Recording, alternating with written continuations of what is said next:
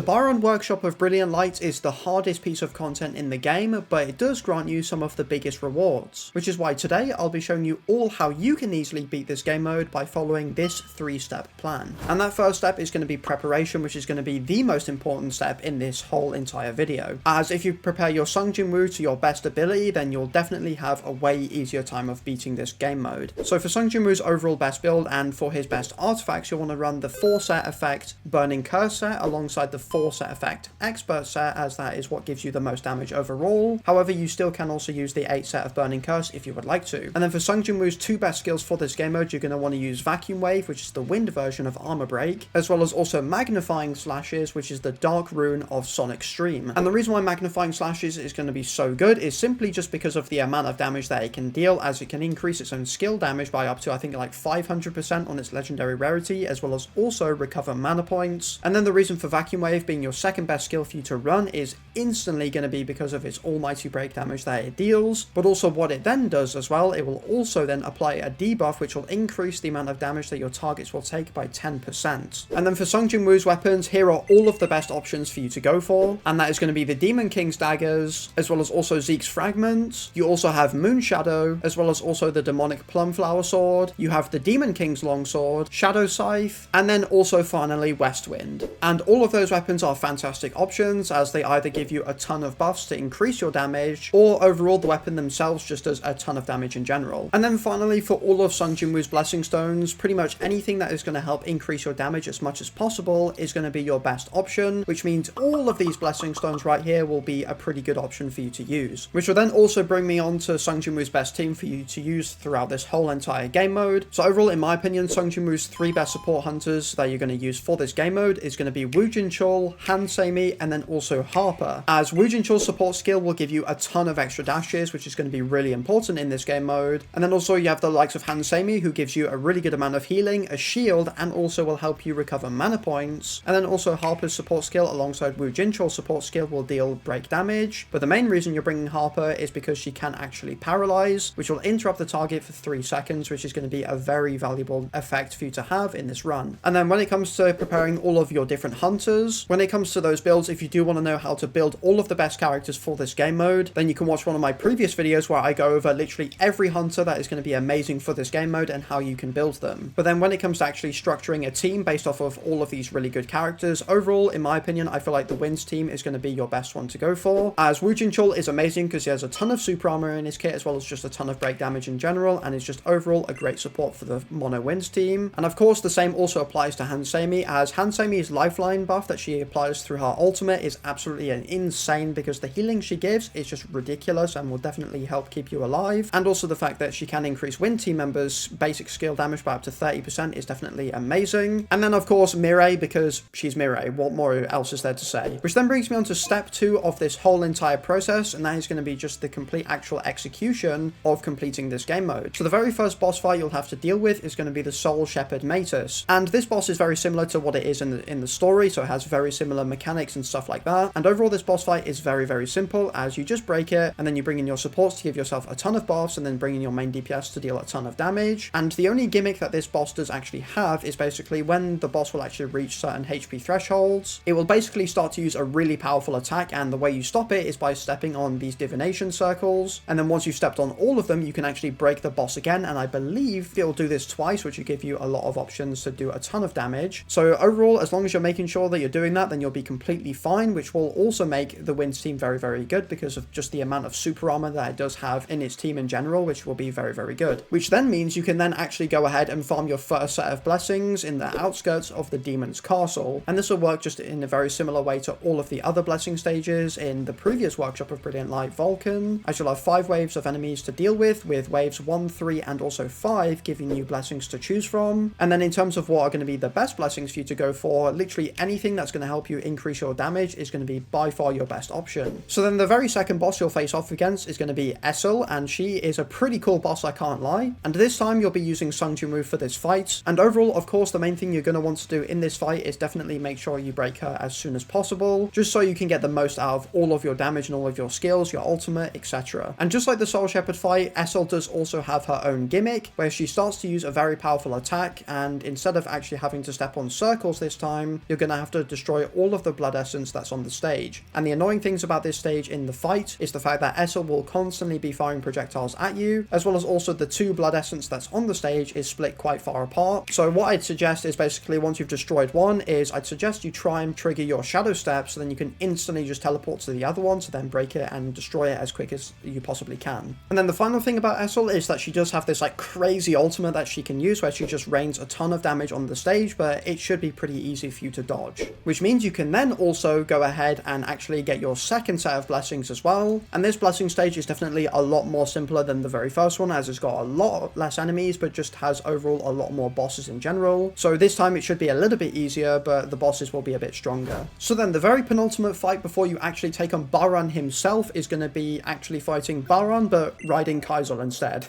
And this fight does have a lot of similarities to things like the Guild Boss Dragon that you do fight in terms of its attacks and stuff like that. So if you've played Guild Boss a lot, then you should be pretty fine with this fight. And this fight, again, just like the Soul Shepherd fight, is going to be the same process. Break it, bring in your supports, and then deal a ton of damage. And this time, to stop it from dealing a lot of damage to you, you'll have to stop Kaisel from absorbing a bunch of energy spheres that are actually around the map. And the way you do this is basically just running into them, and that's literally it. And I think in order for Kaisel to actually do anything bad to you, it does have to absorb 10 of them, so just make sure you're absorbing as much as you can instead, so Kaisel won't do anything too bad to you. Which will then finally bring us onto the very final fight in this game mode, which is Baran the Demon King. But some of the things that Baran's going to do is just like rain a ton of damage on the field that you just have to move around the stage a lot and just dodge, as well as also he can create like these like electric walls as well that you're going to have to run in between so you don't take damage. There's also this really cool QTE event that you can do to then stun him and break him again, which I really enjoyed that. That was really cool. And then also there's also one part in his fight that makes him very similar to Kang Taeshik's boss fight in the story, and that is this thing where he basically just disappears and then you see sort of like flashes of him appear, and then after a set amount of times he does this, he'll then come down and do a ton of damage to you. And the trick into actually dodging the damage that he deals through this skill is basically what you do is you just wait for him to flash twice, and then once he disappears again, on the next time he's going to appear, that's when he's going to deal damage to you. So on the first 2 flashes you'll be okay, but then on the third one, that's when he's going to deal damage to you, so make sure you're dodging then. Which overall should pretty much be everything to do with the Baran boss fight, and then hopefully with everything that you've seen in this video, you can go ahead and beat him and claim your first set of cores. So after going through the preparation and also the execution of this game mode, we've then got to talk about the repetition of it as well. As when you beat Baran for the very first time on easy, you'll then have 3 different choices that you could make in terms of what you actually want to farm. As of course, you could definitely keep repeating the easy difficulty to obtain some really good cores, or if you did want to, you could actually try the normal difficulty. However, this is obviously going to be way harder than easy mode is, but the rewards are going to be much greater, as you can then earn legendary cores. Or the third and final option is you could just keep farming Vulcan if you would like to, as on Vulcan hard mode, once you've beaten the Demon Castle's entrance and also the 25th floor, you'll then actually be able to earn legendary cores through the 50th floor, which will be pretty good. However, you can only earn the mind pieces as well as also the body pieces, so just keep that in mind. And overall, which one of these choices do I think is the best? And overall, I think if you can do maybe at least the first 2 bosses of Baran on normal mode, then 100% farm Baran on that difficulty. However, if you can't do that, then I think Vulcan on hard mode, if you can do that, will then also be a pretty good option, as you can actually get some legendary cores. Although I did a few runs on Vulcan and I didn't really get any, so I do think the chances are pretty low. And then finally, I think the worst choice out of those 3 is going to be just repeating through easy mode, as the rewards compared to the rest are just going to be way worse. So there you have it. That is my complete guide to the brand new Baran Workshop of Brilliant Light. If you have any questions about this video in general or just the game mode in itself, then be sure to drop them down in the comments below and I will do my best to answer all of them. But most importantly, if you did enjoy this video, then don't forget to like and subscribe and click the link down below to support me as a creator, as it will all help me out so much. But of course, as always, I will see you all in the next video. Peace!